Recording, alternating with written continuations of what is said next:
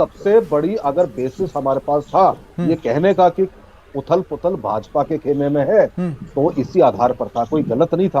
अब ठीक आप है, बताइए कि भारतीय जनता पार्टी ठीक है, ने किनको उम्मीदवार बनाया, क्या कारीगरी करी, किस आधार ठीक है पर स्वर्णिम क्या जी, आगे डील आता हूं मैं हुई, आपके अब पास, डील आगे आता हूं मैं आपके इस्तेमाल पास। करते हैं भाजपा मुझे उम्मीद नेता है कि तो शायद मदन करेंगे। राठौड़ जी से मेरे संपर्क को सुधार दिया गया होगा।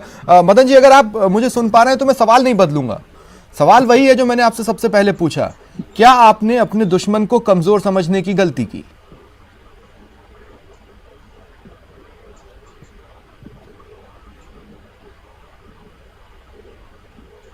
मदन जी, सुन पा रहे हैं?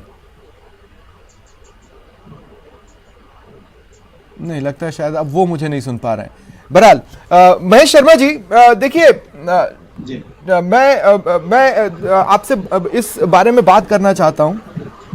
कांग्रेस जी ओवर कॉन्फिडेंस में नहीं थी, पर कॉन्फिडेंट भी नहीं थी।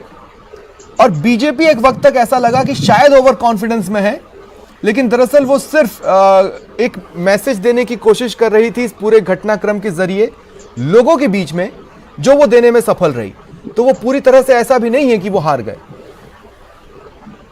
जी, मैं इस बात में ये कह रहा हूँ कि जो निर्दलीय उम्मीदवार को जिस तरह से इस चुनाव मैदान में उतारा गया है, तो ये निश्चित रूप से तो ये है कि विपक्ष जो है वो ये चाहता था कि एक तरह से हलचल पैदा हो, और ताकि ये पूरे जो है सत्तारूढ़ दल है वो अपने आप में उस स्थिति में आ जाए, बाड़ेबंदी की स्थिति में, ताकि जिससे इस तरह का मतलब माहौल बन जाए कि भाई ये मतलब क्या कहते हैं, दो सीट हम लेंगे। कोशिश तो पूरी की है, लेकिन नतीजा ये पहले से स्पष्ट था कि 3 सीटों पे आराम से, क्योंकि निर्दलीय बीटीपी और सीपीएम के जो स्टेटमेंट जो नेताओं के थे वो साफ जाहिर हो रहा था कि ये एक तरह से जो सत्तारूढ़ दल के 3 प्रत्याशी आराम से निकलेंगे, और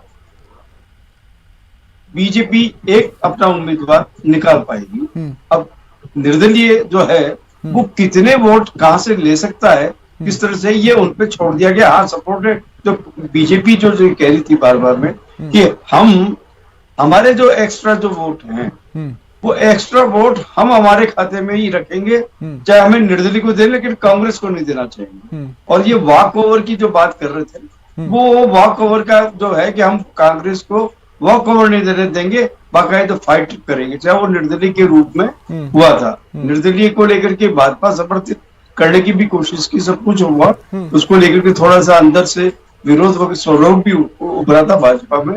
लेकिन हाँ, ये बात है कि भाजपा जो जिस तरह का उन्होंने जो रणनीति बनाई थी उसमें वो कामयाब नहीं हो गई, लेकिन वो सत्तारूढ़ दल को एक बार लेकिन महेश शर्मा जी, आपको क्या लगता है? देखिए, 2 बातें हैं। ऑब्जर्वेशन है, हो सकता है गलत हो। पहला ऑब्जर्वेशन तो ये कि लोगों के बीच में बीजेपी ने कम से कम इस पूरे घटनाक्रम के जरिए ये मैसेज दे दिया कि कांग्रेस उतनी मजबूत नहीं है, वो भीतर से कमजोर है, आप निगाह बनाकर रखिए, उनको अभी भी अपनों को एकजुट करने में पसीने बहाने पड़ते हैं। ये एक मैसेज जनता के बीच में इस पूरे घटनाक्रम से गया है। और दूसरा मैसेज जो आज वोटिंग के दौरान गया है वो ये गया है कि बीजेपी में गुटबाजी तो है, आलाकमान चीजों को इतने हल्के में नहीं ले सकता, जितना लेने की भूल हो सकता है वो आने वाले दिनों में कर बैठता। तो इसमें 2 चीज, एक और चीज है कि जिस तरह से गहलोत का जो इसमें अगर ये तीनों जो सीटें आ रही है कांग्रेस के पक्ष में, तो ये गहलोत का जो मैजिक कहा जाता है, जिसे जादूगर कहा जाता है, तो उनमें उनको कामयाबी मिली है।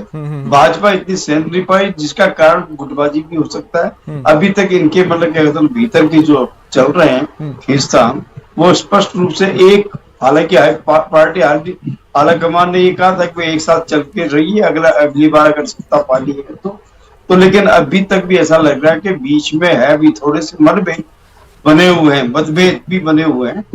तो ये सोचने की बात है, ये चुनाव का जो ये राज्यसभा के चुनाव है, ये स्वयं संकेत दे रहे हैं भाजपा को कि अगर वापस से मतलब क्या होता है कांग्रेस को अगर नहीं, कांग्रेस ने अभी डैमेज कंट्रोल किया है और कहीं डैमेज हो ना जाए, इस कवायद में बीजेपी को जुटना होगा। मैं आप लोगों के पास आऊंगा। फिलहाल आप लोग तीनों मेरे साथ बने रहे, एक छोटे से ब्रेक का वक्त है, जल्द हाजिर होता है।